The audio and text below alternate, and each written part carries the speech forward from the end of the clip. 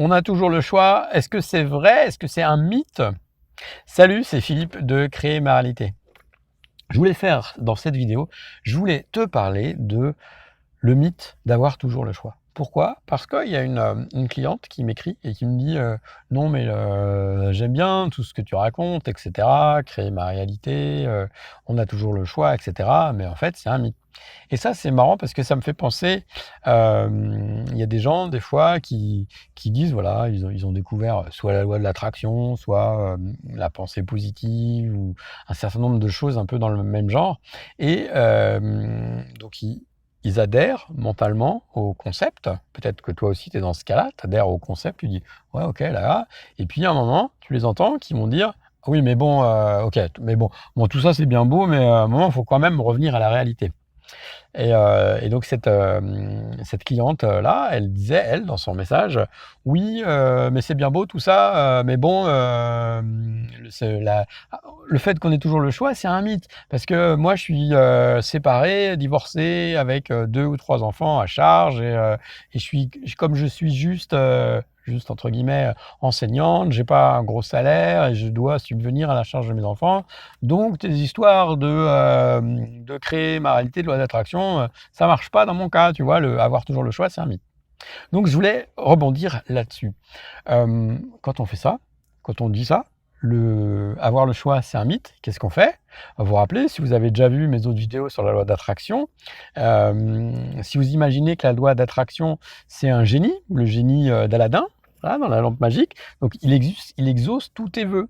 Et donc si ton vœu, c'est de ne pas avoir le choix, mais tu n'as pas le choix, c'est ça que tu crées, OK? Ça veut pas dire, la loi de l'attraction, c'est pas la pensée magique. Si aujourd'hui, effectivement, je dis: «Ah bah, je visualise 1 000 000 $, ah bah, tiens et hop, il y a 1 000 000 $ qui va tomber comme ça du toit de». Ben non, ça marche pas comme ça. Il faut d'abord, il y a plusieurs étapes. La loi d'attraction, c'est pas un processus magique. Donc effectivement, là, si mon vœu, c'était d'obtenir 1 000 000 $, eh bien, il y a tout un tas de choses à faire. C'est pas en psalmodiant des choses comme ça, ou en mettant une bougie. Alors, ça peut aider, hein, mais ça va pas suffire. Il va falloir passer à l'action. Donc, pour reprendre l'exemple de cette femme, alors effectivement, là, peut-être, là, à l'heure actuelle, au moment présent, là, où elle dit ça, oui, effectivement, pour l'instant, elle est séparée, pour l'instant, elle a des enfants à charge, et pour l'instant, elle a un salaire qui lui permet pas de dégager plus de revenus qu'elle voudrait pour faire ce qu'elle veut. OK, ça c'est le présent, c'est la situation de laquelle tu pars. Imaginons, je connais pas sa vie en détail, mais imaginons tout de suite là, plusieurs scénarios. Qu'est-ce qui se passe? Eh ben, tu revends un gamin. Bon non, ça c'est une blague. Bah, peut-être ça peut se faire, hein.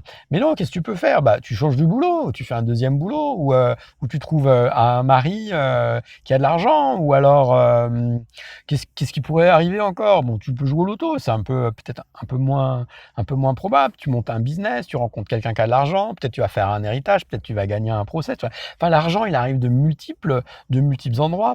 Et c'est vrai que moi, il y a quelques années, je pensais que l'argent, le seul moyen dont il pouvait arriver, c'était en échange d'un salaire.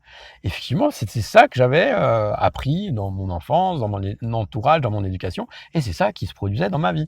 Et à partir du moment où j'ai commencé à penser différemment, donc à poser des questions, tiens, comment je pourrais avoir plusieurs sources de revenus, etc.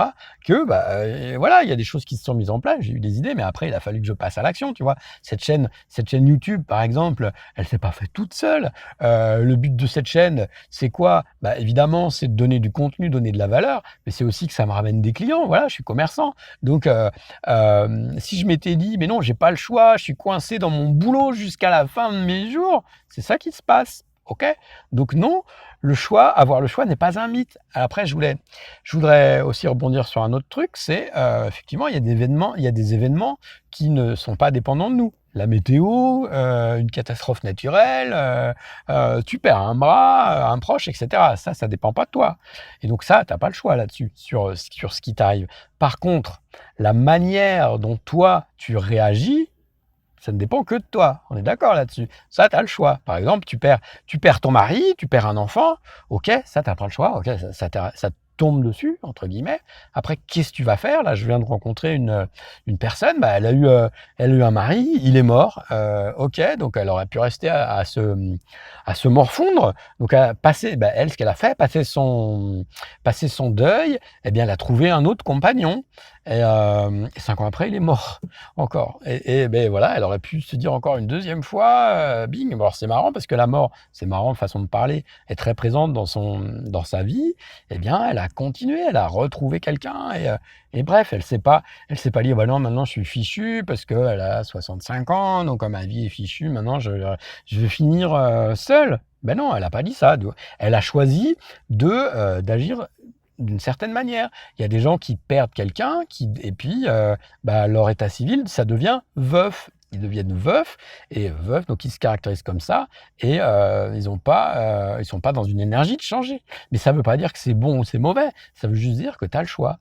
Regarde, là, vous avez peut-être entendu cette histoire extraordinaire là d'un gars qui faisait de l'escalade aux États-Unis, qui s'est retrouvé coincé par un rocher, et il n'y avait aucune personne pour le secourir. Donc on pourrait dire, bah là, il n'a pas le choix, il va mourir. Et ce gars-là, il s'est sectionné le bras. Ok, et c'est un truc qui peut paraître incroyable, mais voilà, il avait ce choix. Donc, on a toujours le choix, sauf si tu penses que tu n'as pas le choix.